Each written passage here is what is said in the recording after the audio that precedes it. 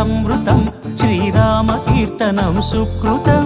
ఈ రామచంద్రుడే లోకరక్షయని అంతరాత్మ పలికే.